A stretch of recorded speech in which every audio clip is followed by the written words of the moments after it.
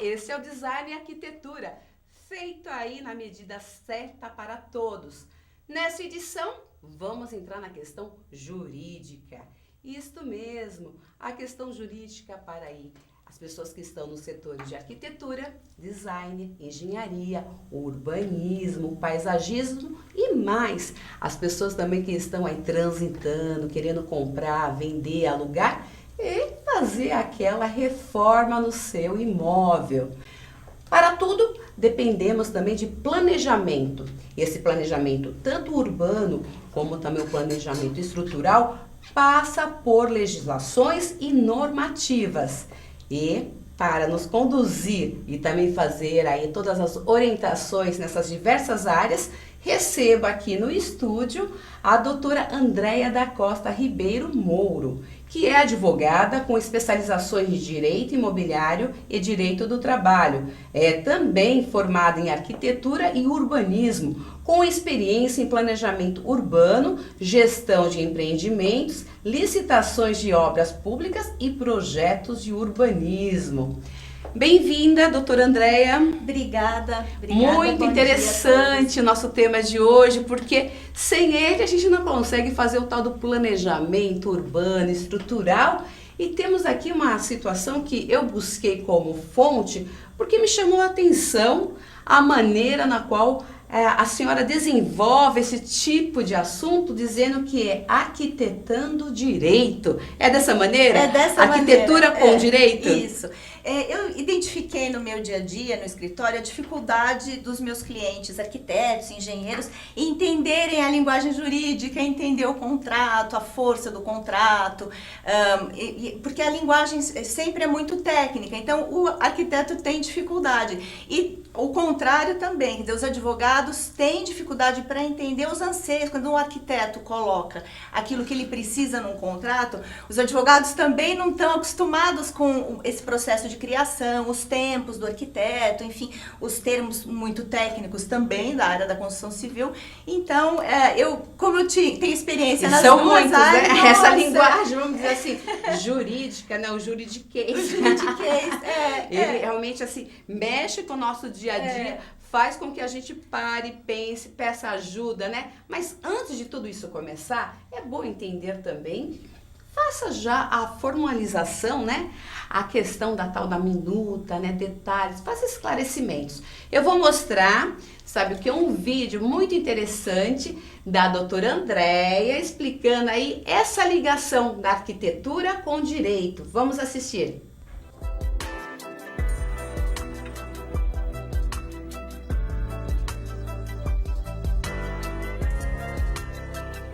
Como advogada, eu elaboro contratos, eu atuo na solução de litígios, eu elaboro e oriento a aplicação dos textos normativos, eu avalio os riscos, eu organizo o passivo trabalhista, faço avaliação do meio ambiente construído e dou suporte em todas as relações que envolvam o direito imobiliário, a construção civil, a arquitetura e produções criativas.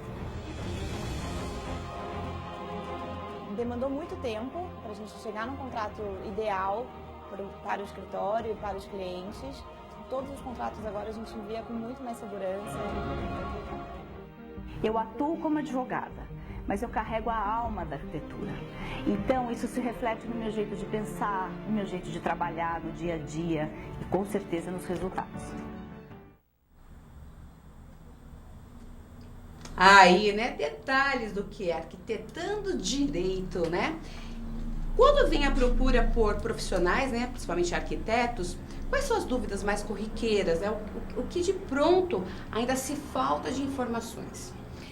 Bom, inicialmente na elaboração dos contratos. O arquiteto, às vezes, não, em regra, pega um contrato na internet, um contrato padrão, que muitas vezes... utiliza, né? E utiliza, faz lá uma adaptação e o contrato acaba não atendendo todas as necessidades daquele escritório. Então, a primeira coisa que eu faço é identificar os procedimentos do escritório, quer dizer, como é que aquele escritório atende os seus clientes, se acompanha a obra, se não acompanha a obra, se tem o hábito de fazer revisões, enfim.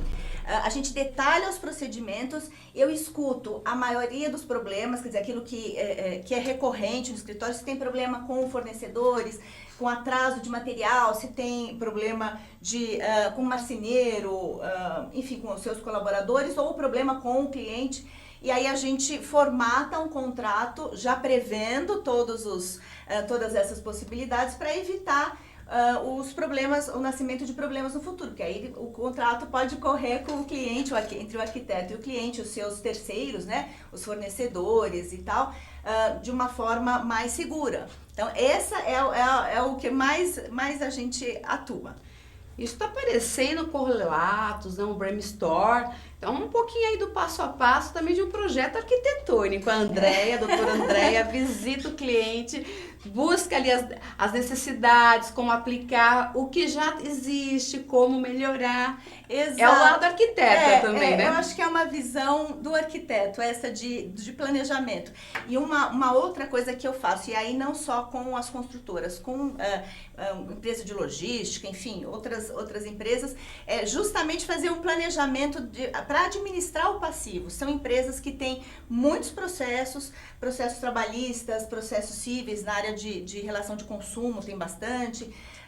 E os advogados normalmente atendem pontualmente cada caso e acompanham o processo. E a ideia é justamente evitar que esses processos venham, né? Sim. Então, eu faço eu identifico os problemas, quer dizer, onde mais tem problema, se é na relação de consumo, qual tipo de relação de consumo, se é na relação de trabalho, quais as ações, se as ações são de vínculo de emprego, são de acidente de trabalho, e a gente atua, e aí eu faço uma proposta para atuar de forma preventiva. Às vezes tem que mudar a cultura da empresa, é bem bacana. Isso eu acho que é uma visão do arquiteto. Não falei que hoje a questão é totalmente jurídica, mas com muito conhecimento, exatamente para fazer com que todos tenham informações e que cada um na sua área siga bem. E seguindo bem dessa maneira, o escritório de arquitetura, engenharia, design só vai aí faturar e seguir aí fazendo aí mais clientes. E ao mesmo tempo os clientes vão reconhecer esse tipo de atuação de profissional no mercado. Dentro do que a gente busca também, eu vou descobrir se pela referência eu consigo ter informações daquele escritório de arquitetura. Isso tem a ver também, né? Que é o número também de formas de formalização de contratos que cada escritório acaba adotando. Exato. Cada escritório tem uma forma de atuar e uma abrangência.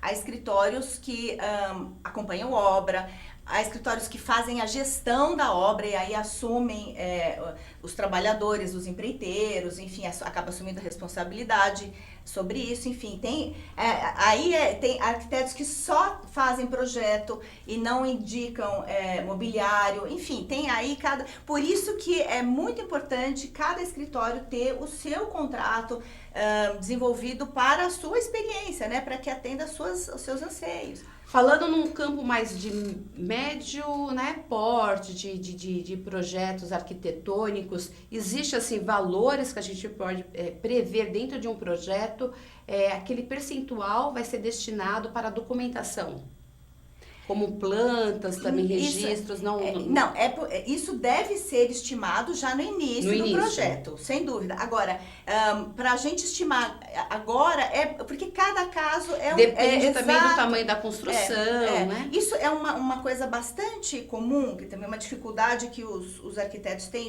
desde o início, porque essa preocupação com a documentação não às vezes... Claro, o objeto de trabalho do arquiteto é o projeto, a transformação do espaço. Mas existe antes um trabalho com a documentação, então com a matrícula do imóvel, de quem é esse imóvel. Porque muitas vezes um arquiteto é contratado por alguém que não é o proprietário do imóvel. Eu quero fazer a reforma e o arquiteto não sabe e às vezes não toma esse cuidado para saber se quem está contratando o projeto pode mexer naquele imóvel, pode construir, pode reformar. Então, às vezes é um cuidado bastante importante. Basicamente, acho que o primeiro documento importante que o arquiteto tem que pedir para o seu cliente é a matrícula atual do imóvel. Porque com essa matrícula você vai saber quem é o proprietário, se tem algum gravame nele, ou seja, se tem um contrato de aluguel que está em curso, que tem que ser respeitado. Principalmente aí com prazos, né? Isso, as dimensões principais do imóvel, os confrontantes, quer dizer, quem são os vizinhos. Enfim, esse é o primeiro, esse é o mais básico. E esse é bastante simples de conseguir pela internet, você consegue, faz o pedido no cartório de imóveis onde está localizado aquele imóvel. Então, esse é básico. Lembrando, né? Você já conhece toda aí a nossa dinâmica. Estamos na AltV, ao vivo aí na live da AltV Brasil, aí no Facebook. É só localizar e compartilhar. Também ao vivo no YouTube, AltVTube. E pelos canais do Por Dentro da Mídia e na minha página, Luciana Freitas, todos aí os canais disponíveis para, a partir de agora, começar toda a nossa interação. E já vou por aqui uma questão que tem a ver com esse nosso ambiente. A Carla Cristina, do Rio de Janeiro, está mandando a questão aqui, perguntando o seguinte: é possível saber o que se tem que ter realmente naquelas placas que fica na frente dos projetos? Eu acho que é a informação, A informação, né? sim. Precisa vir o que ali, doutora? Isso, tem que ter o responsável técnico pela obra, isso é muito importante também. Quem é o responsável técnico? Pode ser o engenheiro ou o arquiteto, dependendo do tamanho da obra. Da obra, né? Que aí você tem toda uma legislação dentro aí da regulamentação também profissional de cada um, até onde se pode ter, a permissão, né? A permissão, do poder aí construtivo, a competência, né, de cada profissional. Mas isso é uma coisa bastante recorrente. O arquiteto, às vezes, é contratado para fazer o projeto, ele tem a anotação técnica, ele tem que ir ao CAL fazer essa anotação técnica, porque ele vai assumir a responsabilidade daquele projeto. Mas o responsável pelo projeto não é necessariamente o responsável pela obra. E muitas vezes a obra é feita por um empreiteiro de confiança do morador, enfim, do cliente, e ele pede: olha, você pode assinar para mim? E aí aquela placa que está lá com o seu CAL, você passa a ser o responsável técnico por aquela obra, e você responde civil e criminalmente por 5 anos ainda, criminalmente sempre, por 5 anos você responde civilmente por tudo que acontecer ali com aquela obra. Então, muito cuidado quando o arquiteto for assumir uma obra, ele de fato tem que acompanhar essa obra, se ele for assumir a responsabilidade técnica pela obra. Então, na placa vai ter o responsável pelo projeto, o responsável pela obra, o número do alvará, porque antes de começar a obra também, muita gente começa a obra sem aprovação, é muito importante passar todos, na prefeitura. Tem a legislação municipal, aí envolve a estadual e a geral, né, que a gente tem aí dentro do que é nossas áreas, setores de arquitetura e também engenharia. É isso, hein, Carla? Pode mandar aí. Se você precisar de mais questões, manda aqui para nós. Dentro do que a gente pode também pensar em grandes construções, a gente pode ver muito ponto de vendas, vamos dizer assim, de novos edifícios, novos conjuntos, novos bairros surgindo. Aqui em São Paulo é muito comum, né? Você ter o estande, ele bacana, já com a maquete, às vezes até com um local, né, o ambiente mesmo já decorado, mas ainda vai se levar aí quase 2, 3 anos, né, para sair da planta e ele realmente está completo. O que esta pessoa precisa observar quando ela está também ali? Que tipo de profissional que ela precisa descobrir dentro da carta, né, a gente fala construtiva e detalhes técnicos também nesse ponto. Bom, o bom seria, o ideal é que ele tivesse a assessoria de um arquiteto para as questões de projeto mesmo, né? Enfim, se aquela unidade que ele está comprando tem iluminação adequada, se Sim. tem, enfim, todas as questões construtivas, se os acabamentos são adequados, e a orientação fundamental de um advogado quanto à documentação. Não é só aquele contrato, muitas vezes é um contrato de adesão, que a gente chama, é um contrato padrão, que a construtora ou a incorporadora faz, e o consumidor acaba... São muitas cláusulas, às vezes com letra bem pequenininha, e muitas vezes assume obrigações as quais não pode depois cumprir ou que não tem ideia das obrigações que está assumindo. Então, é muito importante a orientação de um advogado na hora de comprar um imóvel, não só para olhar o contrato com a incorporadora, enfim, mas também com a documentação, se for uma unidade, uma casa, enfim, se a documentação... Tem esses detalhes, né, doutora? Nossa, é muito importante, porque é muito comum, mais do que se imagina, a pessoa entrar no financiamento e acabar perdendo... o imóvel e o sinal. É muito comum também comprar um imóvel e esse imóvel lá para frente ser penhorado numa dívida trabalhista de quem vendeu, enfim, isso é mais comum do que se imagina. Então, uma consulta rapidinha saber, né, se tanto o empreendimento ali, né, quais são aí as empresas ligadas a esse empreendimento, isso é fácil fazer a pesquisa. Isso é muito né? simples, Você consegue saber se também, pelo CNPJ você CNPJ, consegue fazer, né, esses detalhes, para não comprar essa coisa também no escuro desse jeito, e também para quem vai trabalhar nesse setor, né, para quem vai trabalhar nesse campo, também saber com o que está mexendo, né? Lembrando que, olha como está promissor, hein? Eu vou pedir aqui a produção para mostrar aí o crescimento habitacional. A gente tem detalhes aqui, que foi uma carta recente do Secov, que é do Sindicato da Construção. Eles mandaram aqui um texto para nós, que o mercado imobiliário paulistano, de acordo com dados do Secov, que é o Sindicato de Habitação de São Paulo, cresceu a um ritmo de economia chinesa, hein, entre 2000 e 2011. Aí deu uma paradinha, mas os lançamentos de apartamentos saltou de 29 mil para 37 mil por ano. Isso se deve à qualidade dos projetos. Atualmente, São Paulo concentra os melhores projetistas do país e todos eles estão atualizados sobre as matérias do meio ambiente, principalmente porque tem a questão também ambiental, a legislação percorrendo também aí dentro do que é a conservação das áreas verdes. A dificuldade também, a gente lê muito, acompanha muito, né, doutora, que é sobre licença ambiental, às vezes com esse impacto direto nas grandes cidades, né? A gente tem também a questão da licença ambiental em locais que estão com a proteção, né, ambiental, existe algo específico, mas para as grandes cidades também precisa se observar isso, né? Sem dúvida, porque mesmo dentro da cidade existem áreas de proteção. Às vezes está próximo de um córrego, às vezes o subsolo já foi ou um posto de gasolina ou uma área de aterro, então são áreas que merecem cuidado especial. Enfim, hoje a preocupação com o ambiente é bastante importante e a legislação é bastante rigorosa. Então, na dúvida, se a área de construção ou de intervenção tiver qualquer indício de que tem interferência teve interferência, né? no meio ambiente, é importante. Hoje tem profissionais especializados, que são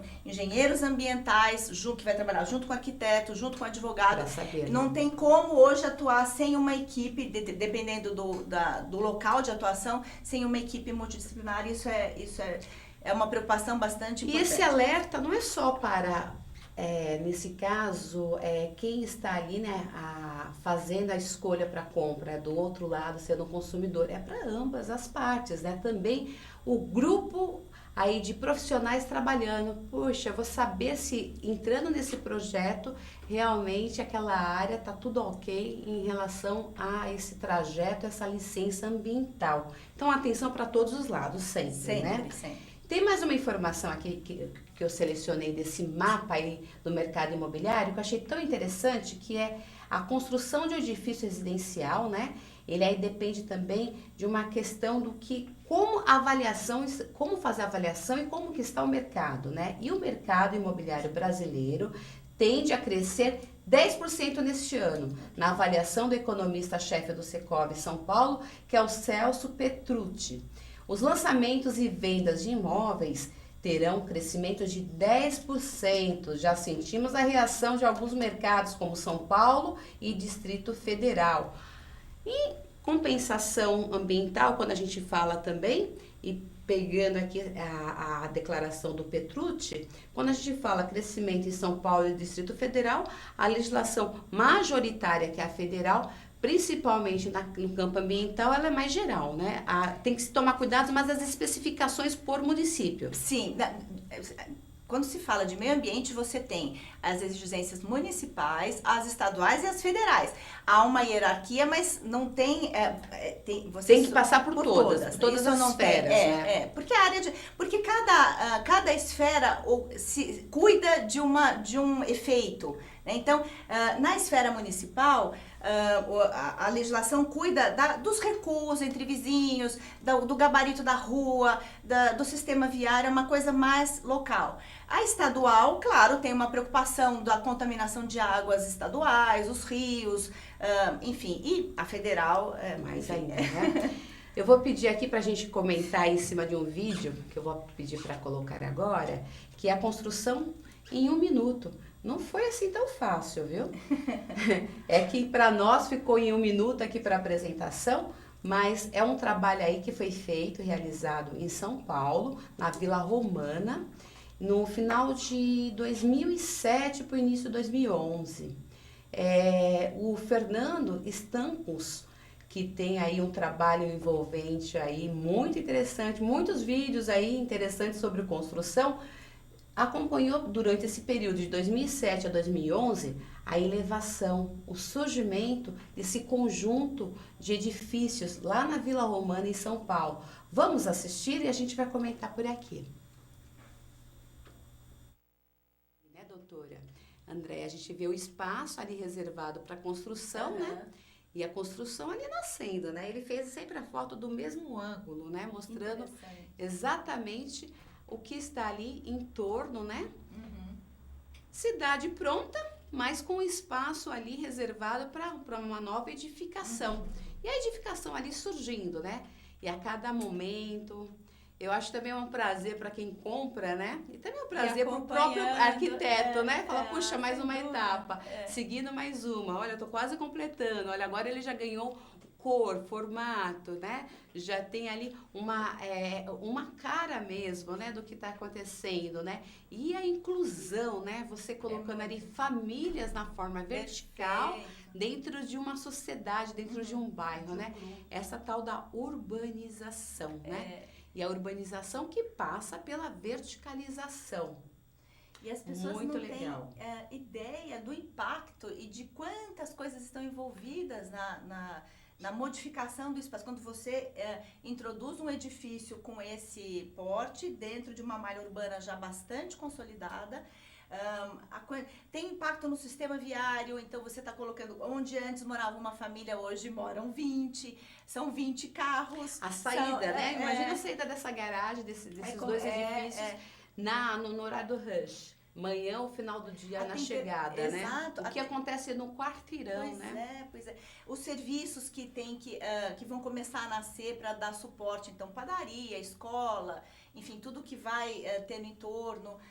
As condições de iluminação, quer dizer, tanto do edifício como dos vizinhos, às vezes os recuos não são apropriados enfim, é uma transformação e que muitas vezes as pessoas não se dão conta que aquele prédio vai ficar ali por 100 anos.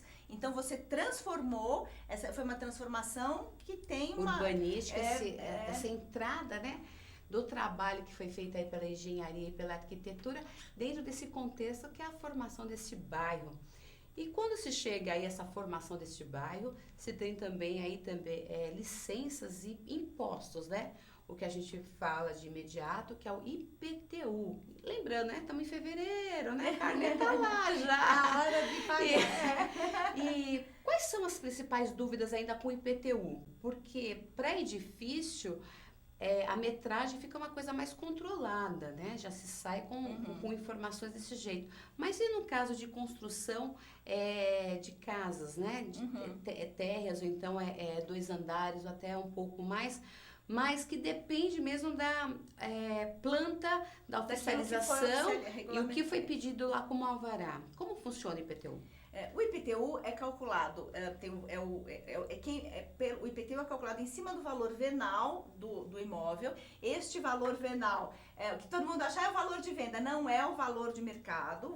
O mercado define o valor conforme a procura, tem um mecanismo próprio, mas a prefeitura define um valor daquele imóvel que é atualizado anualmente, e considera uma série de fatores, o tempo do imóvel, a área construída e tal. Agora, como é que a prefeitura sabe a área construída de cada imóvel? Ela só pode saber com base nos projetos que foram aprovados. Então, inicialmente, quando você adquiriu um imóvel, ele foi construído, foi aprovado, teve um alvará, e aí essas informações estão na prefeitura. Se você ampliou, o correto é cada ampliação ou cada reforma que seja antes aprovado para que a prefeitura tenha isso consolidado. Quer dizer, essa área aumentou, a área de cobertura aumentou, a área de impermeabilização aumentou, enfim, ter os dados atualizados. Ocorre que muitas pessoas acabam fazendo reformas, não têm o conhecimento de que essas reformas precisam ser regularizadas na prefeitura,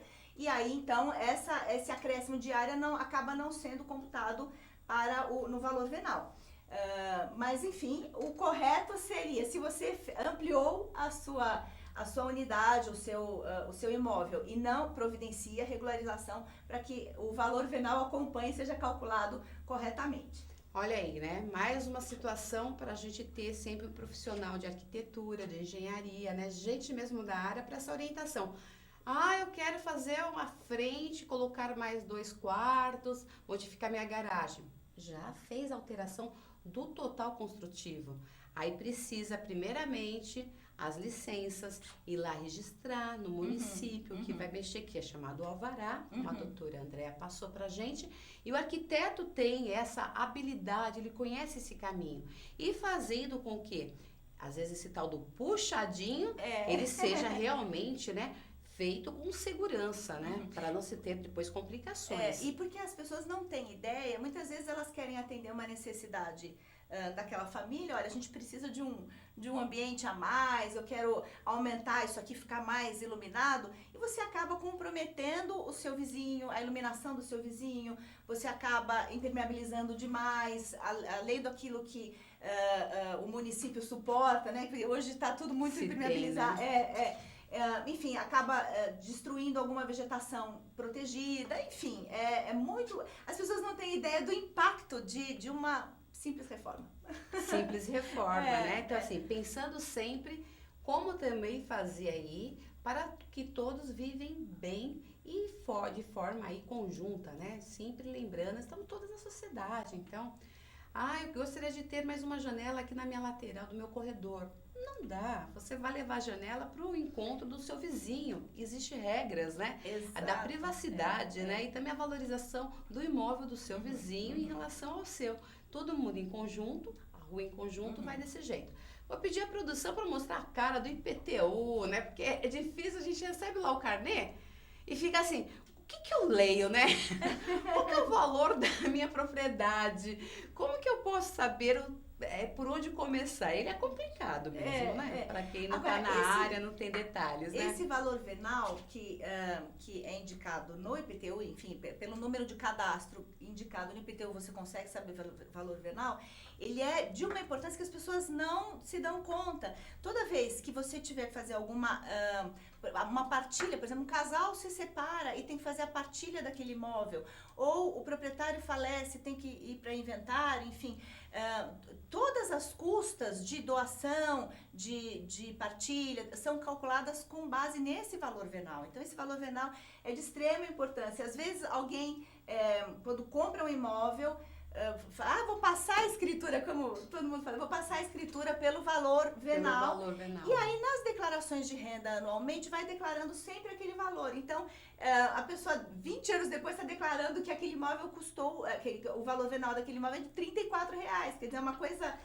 só que quando essa pessoa for vender aquele imóvel, ela vai atualizar... correspondente ao que ela declarou, né? E aí ela vai atualizar o valor, porque tem que ser pelo valor venal, que a documentação toda é feita.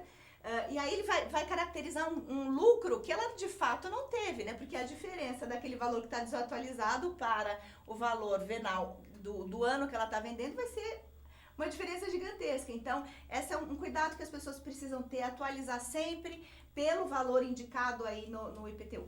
Tá aí, gente, tudo bem aí observado, informações que completam aí também as pessoas da área de arquitetura, engenharia e outros, e também quem não é e acompanha aqui o Design Arquitetura.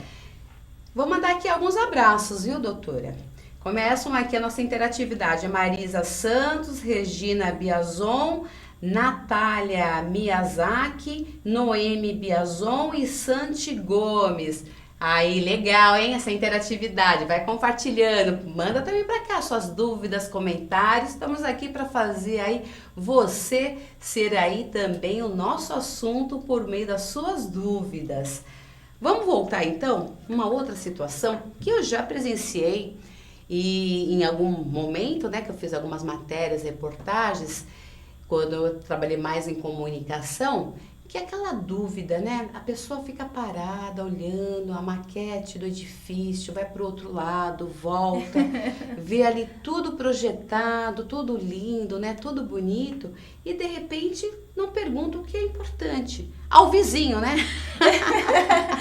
Dá uma volta naquele bairro. Uma vez eu tive essa oportunidade de fazer uma matéria, uma reportagem desta maneira, com pessoas com intenção de compra de apartamentos num determinado endereço, mas que não passava dentro do estande, vivia mesmo o sonho só dentro do estande. Mas dá uma circulada, vou pedir a produção para mostrar também algumas fotos do que perguntar, né? Ali, ó o casal. Doutora André ali observando, né, como eu fiz esse descritivo, achando muito interessante. O estande tá lindo. O ambiente, né? Tem sempre um ambiente montado. É perfeito. Super, Mas então, a própria maquete, né, ela é autêntica. Parabéns aí aos profissionais que realizam, né? Mas não tem essa noção, né? Não é necessário, nesse caso, a projeção é para venda, né? Para exposição do que tem ali, de projetar o que está no entorno. Cabe mesmo ali a pessoa ir buscar informações circulando, né? Perfeito. Buscando exatamente aonde ele pode ter informações. Batendo assim na casa do vizinho, sabendo. E aí? À noite, como é que é? Na época, à noite. Na época do verão, chove muito. E na época mesmo do inverno, como que é? E o problema de insetos, né? Que tá muito perto de um rio, ou tá muito perto de uma outra região mais fechada, mais verde. Como trabalhar com isso, né? E não só isso, uma coisa que tem muito problema depois, aí é um problema de relação de consumo com o consumidor, é que muitas vezes as pessoas não olham o memorial descritivo. Ou seja, que acabamentos estão... Esse memorial descritivo é uma coisa que eu, com intenção de compra, eu posso pedir logo de cara. Deve. Além da planta, são as duas coisas mais importantes. Então, com a planta, com dimensões, não adianta uma planta ilustrativa, né? Porque ali tem os móveis desenhados, você não sabe que tamanho é aquela cadeira, que tamanho, se é uma cama de um tamanho regular, enfim. Então, é importante ter a planta com as dimensões. Se você tiver dificuldade para entender o que representam 2,40 ou 2,60, um arquiteto pode te ajudar, um design de interiores pode te ajudar para entender se aquelas dimensões que você está olhando realmente cabe tudo aquilo que está ali desenhado. E o memorial descritivo, ele justamente descreve, especifica todos os acabamentos. Então, se é um porcelanato, se o metal, qual é a marca do metal, que tipo de tinta, que tipo de revestimento tem nas paredes. Isso é muito importante para você poder exigir depois. Porque às vezes você visita um stand que tem lá acabamentos em granito, mármore, e aquilo não está no memorial descritivo do apartamento que você está comprando. Então, isso é importante. Isso é importantíssimo, hein? E tem que fazer mesmo essa situação de começar a guardar tudo, né? Pegou lá o panfleto, pegou lá uma proposta, pegou lá uma intenção. O que foi documentado, começar a guardar, porque na hora da entrega das chaves, né, acho que principalmente ali, se pintar, né, se surgir uma situação na qual são necessários novos ajustes, você tem ali ao longo da obra, já que você acompanhou esses detalhes, né? E isso é uma segurança para a construtora e para o consumidor, porque se no memorial descritivo que é cerâmica, o consumidor não pode exigir mármore. Sim. Se no memorando está escrito mármore, a construtora tem que entregar aquilo que prometeu. Então, essa especificação, quanto mais detalhado e mais informação documentada você tiver, é uma segurança para os dois. E na situação de eu escolhi o meu arquiteto para fazer ali algumas alterações, inclusive de espaço mesmo, né? Ampliar mais a minha cozinha, tirar um pouquinho mais do que a entrada ali do meu banheiro, fazer.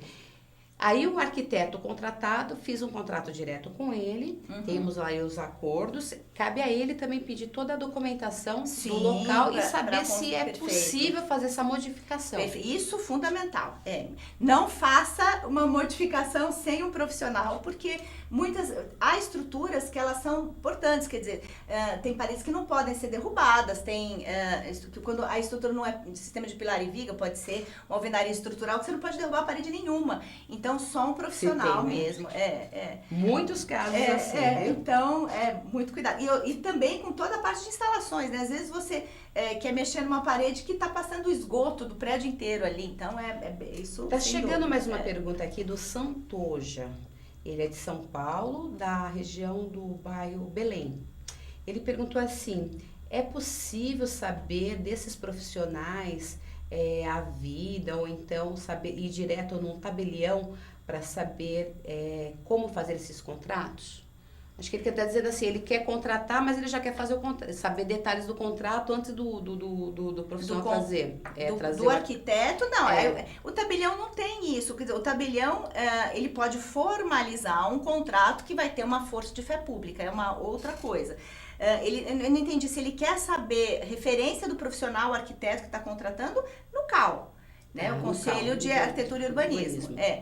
Isso também. Agora, sobre o imóvel, aí é no cartório do imóvel. Né? No cartório onde está localizado. E ali tem todo... Isso é muito importante. Se a gente tiver um tempinho, eu vou... Sim, fica à vontade. Porque é a coisa mais... As pessoas acham, eu tenho escritura, eu tenho contrato de compra e venda, o imóvel é meu. Não é. O imóvel não é. Você tem um contrato feito entre você e quem te vendeu o imóvel. Mas o imóvel exige uma formalidade especial. Precisa que este contrato seja registrado no cartório de imóveis. Então, qualquer coisa que aconteça, se você doar, se você der em usufruto, se você alugar, isso tudo tem que estar averbado, porque a matrícula do imóvel é a identidade, é o documento de identidade do imóvel, e ali, para que você exija que um contrato de locação seja respeitado, ou ele está comprando um imóvel e quer saber se não pende sobre aquele imóvel nenhum gravame, se não tem ninguém penhorando aquele imóvel para pagar uma dívida trabalhista, enfim, é no cartório de imóveis que você vai ver. Então, se não estiver averbado aquela penhora, não tem penhora. Então, é muito importante, muitas vezes as pessoas fazem a escritura, como não é barato registrar no cartório de imóveis, mas se você não registrar, este imóvel não é seu, você não tem seguro. Paguei tudo, não é justo. Não e geralmente o valor desse registro de imóvel é calculado em cima do valor venal, e aí tem os custos do cartório. Então, na hora de planejar a compra da casa, né? Pensar, o valor venal é tanto, eu preciso também guardar um percentual para fazer a documentação. Então, trabalhar aqui, o total é a soma, venal e mais a documentação. Perfeito. Aí eu reservei esse dinheiro, tive aí tantos anos, trabalhei, guardei, preciso fazer a compra. Aí sim, você tem que, a partir disso você fala, paguei tanto, destinei tanto para a minha casa própria. Isso. E aí o registro é a coisa que a primeira coisa a fazer. Não durma enquanto o seu imóvel não estiver registrado. Aí é a mesma coisa se você for um locador, você quiser. Eu aluguei um imóvel e quero ficar tranquilo nesse imóvel sem ser perturbado, né, na minha posse, eu vou lá e registro no cartório esse contrato de locação. Então, isso é muito importante. Não sei exatamente a pergunta dele, se a gente esclareceu. Santoja, se você precisar, pode mandar aqui. Mas eu acho que foi disso. Ele escreveu 2 vezes, né? Detalhes, como ele quer aí saber como buscar como arquitetos. Vamos lá no Conselho de Arquitetura. E também saber o contrato, né? Como saber do imóvel. Então, já está aí respondido dessa maneira, viu? E essas são as informações aqui no Design Arquitetura, hoje totalmente na questão jurídica, mas de uma forma tão legal que é arquitetando direito. Continuando aqui no arquitetando direito, nós temos uma outra situação que é assim: puxa, eu contratei o profissional, tem ali os detalhes, mas acabou acontecendo os erros no projeto inicial. Então, também aí, tanto o profissional como também o contratante tem que guardar o projeto para ali depois fazer uma verificação Perfeito, do que foi foi contratado e foi aplicado. Perfeito. E lembrando, o dono tem que ficar em cima. Não, e o arquiteto, quando for fazer... o arquiteto às vezes também não tem ideia de que é uma relação de consumo essa prestação de serviço. E a relação de consumo, o consumidor recebe uma proteção especial da lei. Então, numa eventual ação com essa natureza de relação de consumo, né, de um consumidor contra um arquiteto ou contra... pela legislação, não interessa de quem foi o problema, todos respondem. Então, vou dar um exemplo, que por isso o arquiteto, na hora de contratar, precisa estar muito claro no contrato, todos os limites da sua responsabilidade. Por quê? Imagina o seguinte, eu fiz um projeto, especifiquei um determinado piso, indiquei, olha, aquele piso é bacana, você pode comprar, e a pessoa foi lá. Se o piso deu problema e ele entra na justiça, ele pode entrar contra o fabricante do piso, a loja que vendeu o piso e o arquiteto. E todos. E aí, o juiz não vai querer saber de quem é a culpa. Vai direto, vai quem direto. assinou, né? Não, todos respondem. Quem fez o piso, todo mundo envolvido na cadeia de consumo daquele piso é envolvido. Agora, se o arquiteto, por ser um prestador de serviços, delimitar a sua responsabilidade na hora de indicar o fornecedor ou na hora de indicar um produto, para que ele não seja responsabilizado depois por um defeito de fabricação do piso, por exemplo. Então, isso é o arquiteto precisa ter o seu contrato bem desenhado, com esses limites bem claros, porque a prestação de serviço é uma relação de consumo e, em regra, as relações de consumo implicam uma responsabilidade independente se o profissional tem culpa ou não. Isso é muito importante. E lembrando, né?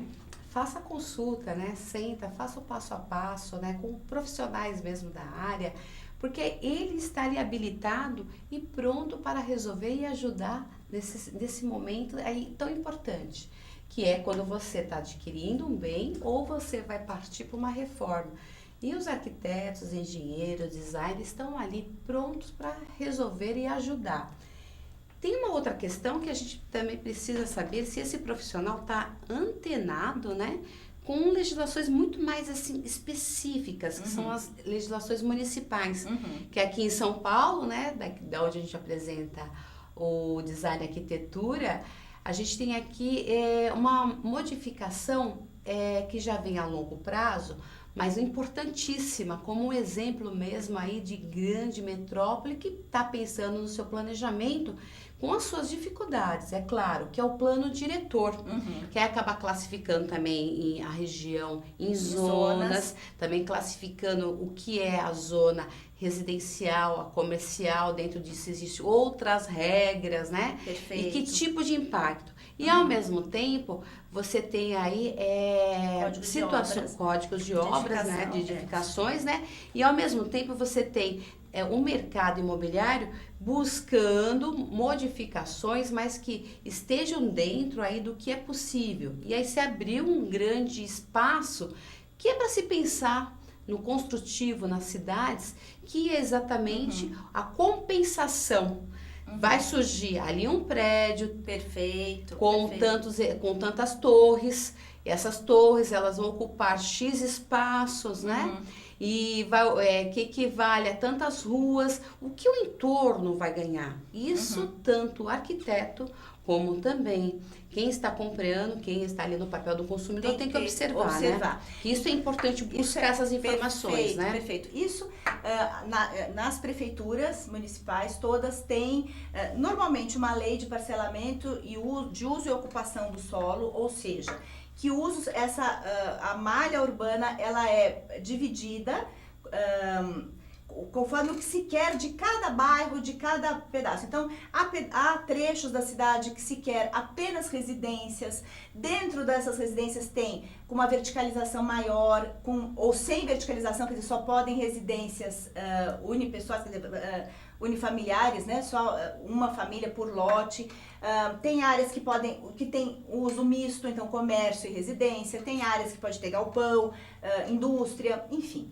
Dentro de cada zona de uso, você tem que identificar o uso. Bom, então aqui pode o comércio, mas que tipo de comércio? Posso qualquer comércio? Não. Aqui pode qualquer serviço? Pode escola? Não pode? Por quê? Cada serviço e cada uso tem implicações em todo o entorno. Então, a cidade é toda dividida. Então, não adianta... eu quero abrir uma escola naquele bairro. Tem que primeiro ver se o zoneamento permite uma escola ali. Além disso, tem o Código de Edificações que determina desde tamanho mínimo das aberturas das janelas para ter iluminação adequada, o recuo entre a rua e a fachada, o recuo entre a sua parede e a do vizinho, enfim. O gabarito, isso é muito importante, quer dizer, o quanto você pode ocupar de um terreno, quer dizer, a taxa de ocupação, eu posso ocupar ele inteiro, eu tenho que ocupar metade, deixar uma porcentagem daquele lote de área permeável, o quanto eu posso crescer, quer dizer, o coeficiente de aproveitamento, eu posso construir quantas vezes aquele lote, isso é muito importante, porque às vezes eu identifico um lugar bacana, quero construir e não pode, ou tem um cone de aproximação de um aeroporto, enfim, tudo isso é definido pela Lei de Parcelamento de Uso e Ocupação do Solo e pelo Código de Edificações, que determina as dimensões mínimas, os afastamentos mínimos, isso é super importante.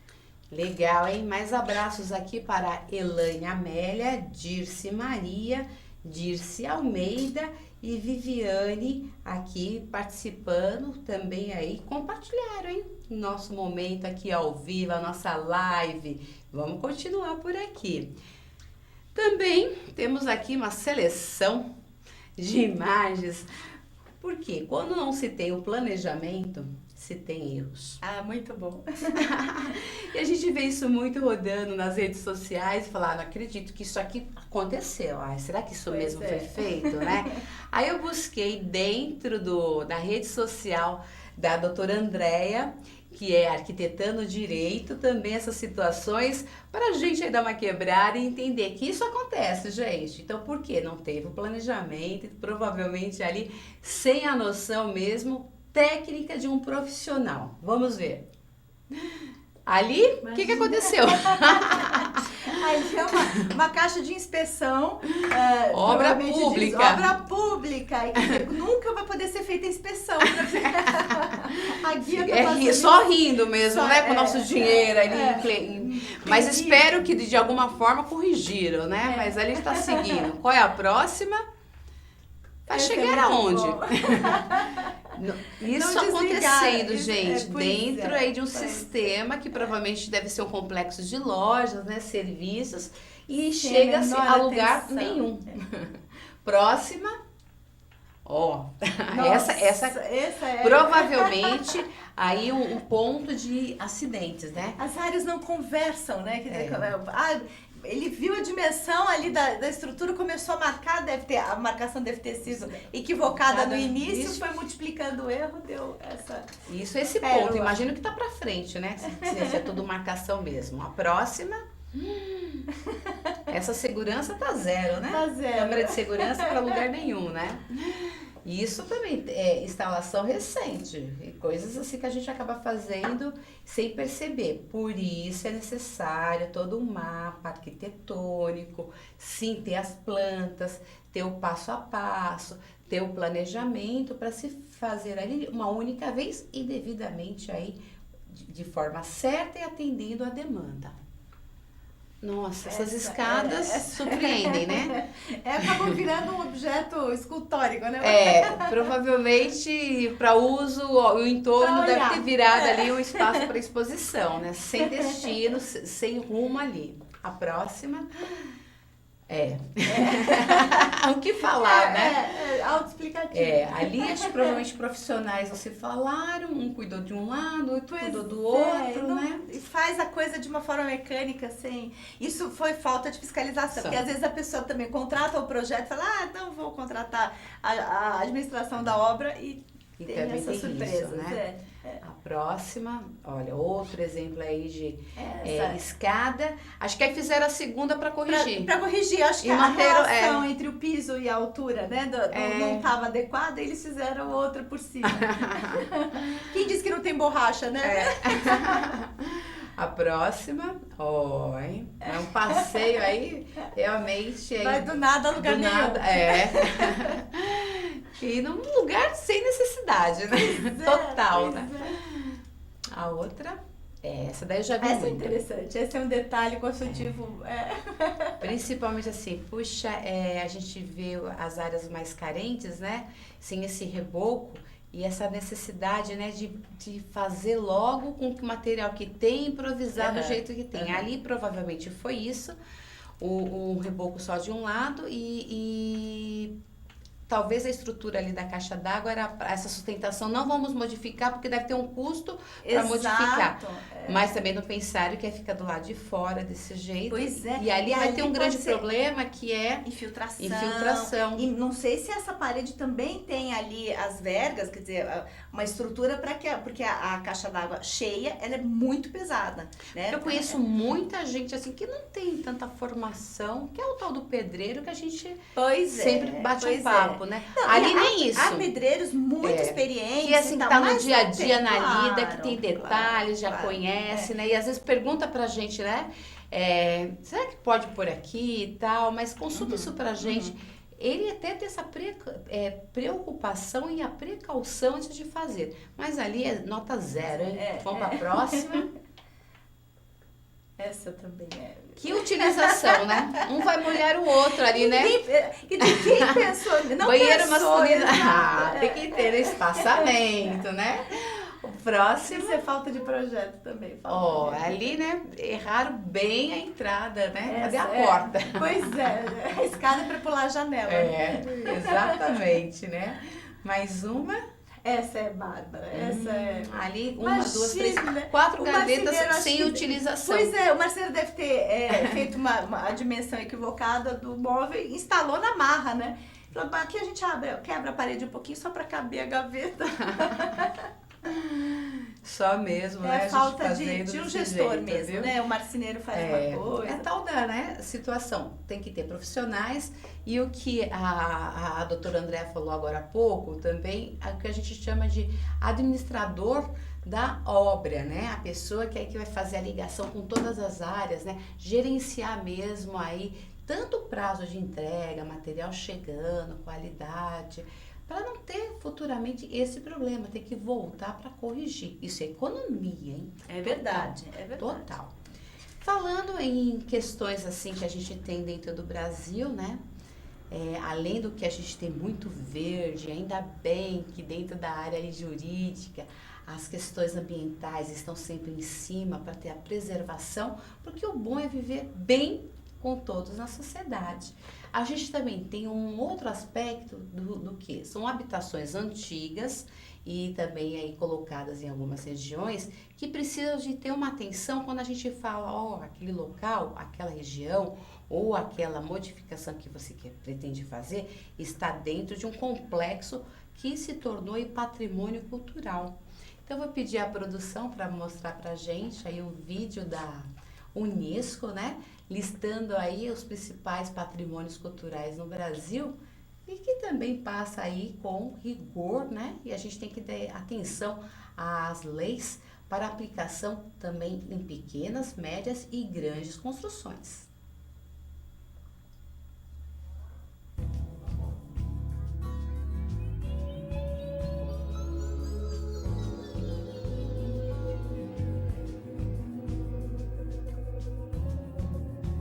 Em todo o mundo, as riquezas culturais e naturais do Brasil são reconhecidas e admiradas por seu valor excepcional. A diversidade das expressões culturais 53, e a nossa biodiversidade compõem um mosaico singular, presente de norte a sul do país. O nosso patrimônio é diverso e pode ser identificado em celebrações, expressões artísticas, tradições alimentares, paisagens culturais, parques naturais e conjuntos urbanos. Esse patrimônio dá um sentido de pertencimento às comunidades e pode se transformar em atrativos turísticos valiosos para brasileiros e estrangeiros. São 25 bens brasileiros reconhecidos pela Unesco, 13 bens culturais, 7 sítios do patrimônio natural e 5 manifestações culturais declaradas Patrimônio Imaterial da Humanidade. Preservar e valorizar as características que levaram à titulação como Patrimônio Mundial são ações que exigem participação ativa da comunidade e esforço contínuo dos governos municipais, estaduais e federais. Valorizar o patrimônio é manter viva a memória e a cultura de um povo, promovendo o desenvolvimento socioeconômico local, fortalecendo a geração de emprego e renda e tornando o turismo cultural sustentável. Um novo olhar para o potencial do patrimônio cultural e natural pode fazer a diferença para o desenvolvimento de sua cidade.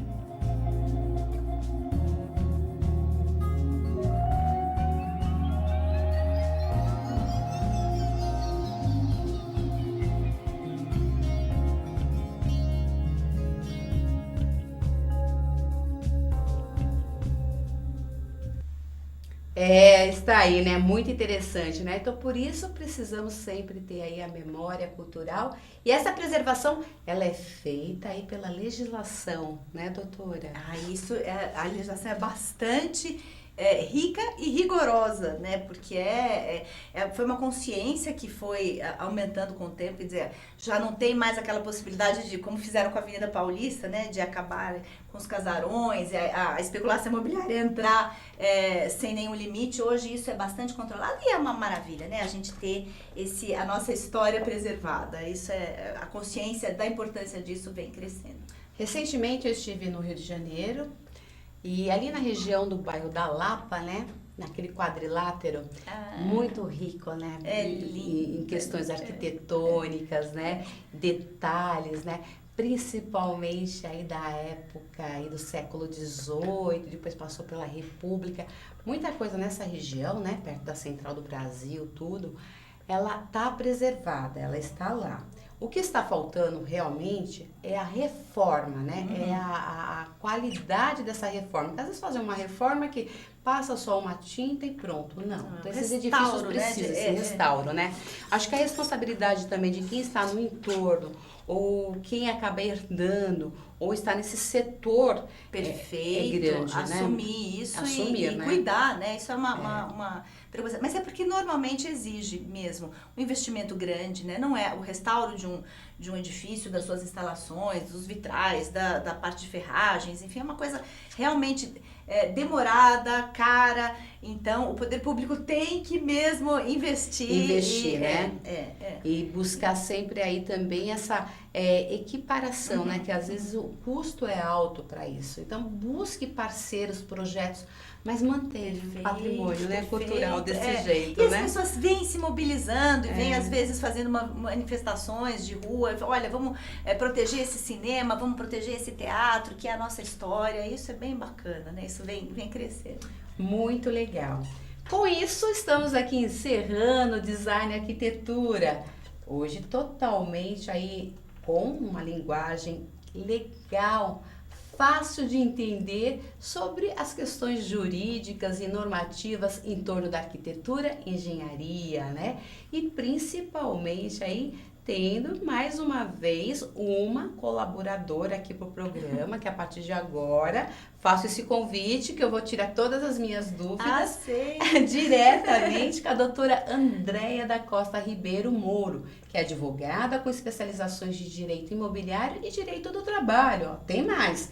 É também formada em Arquitetura e Urbanismo, com experiência em Planejamento Urbano, Gestão de Empreendimentos, licitações de obras públicas e projetos de urbanismo de grandes assentamentos. Muito bacana aqui a sua participação. Obrigada. A maneira que foi aí a nossa nosso desenvolvimento do assunto. Foi uma deliciosa e uma conversa muito rica aí de conteúdo. Lembrando que aqui foi o Arquitetando Direito. Queria que você deixasse os seus contatos. A gente, acho que depois eu posso passar. O Sim. Arquitetando Direito é uma página do Facebook, tem no YouTube, e tem a página Andréa da Costa Ribeiro Moro, também é o meu site. Então daqui pra frente eu vou usar essa hashtag, Arquitetando Direito. Perfeito. Faça você também isso. Obrigada. Adote essa hashtag. Obrigada pela audiência e até a próxima semana com Design e Arquitetura.